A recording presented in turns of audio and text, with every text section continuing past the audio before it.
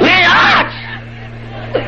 آج اکابر اصاغر تمام علماء سے یہ کہنا ضروری سمجھتا ہوں، یہ کہنا لازمی تصور کرتا ہوں کہ جس دور میں اصحاب رسول کو ماں کی گالی دی جاتی ہو، اس دور میں اپنی گھریلو لڑائی لڑنا اصحاب رسول پر طرح بازی کرانے کے مترادف ہے۔ اس دور میں ماں اپنی انا کو لے کے بیٹھ لینا اصحاب رسول کے ساتھ نا انصافی ہے۔ اور ایک بات یہ بھی کہنا چاہتا ہوں کہ جب شیعہ اصحاب رسول کو ماں کی، بہن کی، بیٹی کی گالی تحریر کی صورت میں دے رہا ہو، کئی سو صفحات پر مشتمل کتب پاکستان میں موجود ہوں، تو ایسے دور میں شیعت کے خلاف تقریر کو فرقہ واحیت کہنا حماقت ہے، فرقہ واحیت کہنا سنیت سے غداری ہے، فرقہ واحیت کہنا اسلام دشمنی ہے، فرقہ واحیت کہنا صحابہ کے ساتھ ظلم ہے۔ یہ فرقہ واحیت نہیں، دین تھا، دین ہے، دین رہے گا۔ میں چلتے ہوئے یہ بات کہنا چاہتا ہوں، ہم جب کہتے ہیں کافر کافر شیعہ کافر، تو کچھ دوست یہ بھی کہتے ہیں کہ تقریر تو ہونی چاہیے، رد تو ہونا چاہیے، لیکن کافر کو کافر کہہ کر رد کرنے کا طریقہ ٹھیک نہیں ہے۔ تبلیغ نرمی کے ساتھ ہو، تبلیغ پیار کے ساتھ ہو، تبلیغ انس کے ساتھ، یہ معذرت کے ساتھ دستبستہ کہوں گا، بڑی نرمی کے ساتھ۔ میرے ہی سٹیج سے، یعنی سنی اسٹیج سے میرے خطیب نے شیعہ کو بھائی کہہ کر تبلیغ کی، لیکن اس نے صدیق پہ تبرہ بند نہیں کیا۔ میرے ہی خطیب نے شیعہ کو دوست کہہ کر تبلیغ کی، لیکن اسے حیا نہیں آئی۔ میرے ہی اسٹیج سے میرے ہی خطیب نے نرم الفاظ کے ساتھ کہ آؤ مل کر کام کریں، شیعہ کو بات سمجھائی، لیکن اسے شرم نہیں آئی، اسے حیا نہیں آیا۔ اگر مجھے کہنے دیا جائے تو شاید لاشعوری طور پر میرا خطیب شیعت کو نہیں سمجھا تھا، جسے نبی کے روزے کی حیا نہیں آئی، اسے تیری نرم تقریر کا حیا کیسے آئے گا؟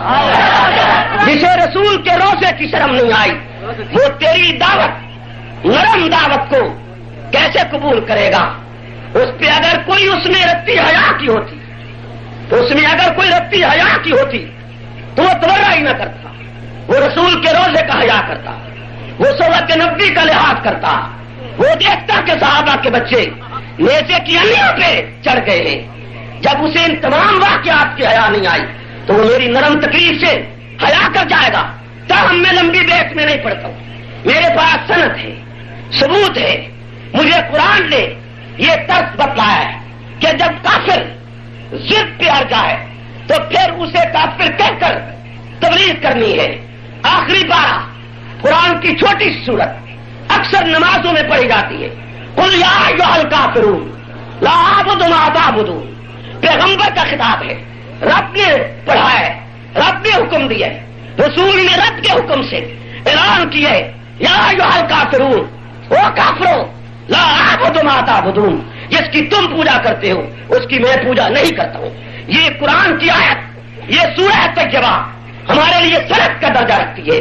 ہم اسی بنیاد پر جب شیعہ کا کفر دلیل سے ثابت کر لیتے ہیں تو اس کے بعد ہمارے لیے یہ کہنے میں کوئی بات نہیں ہے کہ او شیعہ کافرو، جو عقائد تم رکھتے ہو ہم ان پہ لعنت بھیجتے ہیں، جو عقائد تم رکھتے ہو ہم ان پہ پیشاب کرتے ہیں، جو عقائد تم رکھتے ہو ہم ان عقائد پر نفرین بھیجتے ہیں، جو عقائد تم رکھتے ہو ہم انہیں کفریہ سمجھتے ہیں، جو عقائد تم رکھتے ہو ہم انہیں ابتداع سمجھتے ہیں، جو عقائد تم رکھتے ہو ہم انہیں جہلی لوگوں کے نظریات سمجھتے ہیں۔ ہمیں کوئی بات نہیں ہے، اس لیے کہ ہمیں ہمارے رب نے، رسول نے اور کتاب اللہ نے یہ انداز بتلایا ہے کہ جب کافر ضد پہ اتر آئے تو پھر اسے یہ کہہ کر آواز دینے کی اجازت ہے، قل یا ایھا الکافرون لا اعبد ما تعبدون۔ بلکہ یہ تو ابھی بہت نرم بات ہے، اگر عام معاشرے کے لحاظ سے دیکھا جائے۔ مزید توجہ کیجیے، رب العزت نے کفر کا رد کیا ہے، رد کرتے ہوئے سخت سے سخت لفظ استعمال کیے.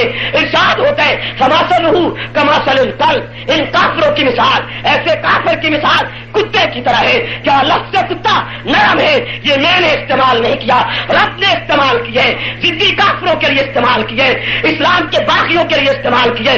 ربی کا حکم ہے اولئک کالانعام بل ھم اضل، یہ کافر جانوروں سے بھی زیادہ بدتر ہے.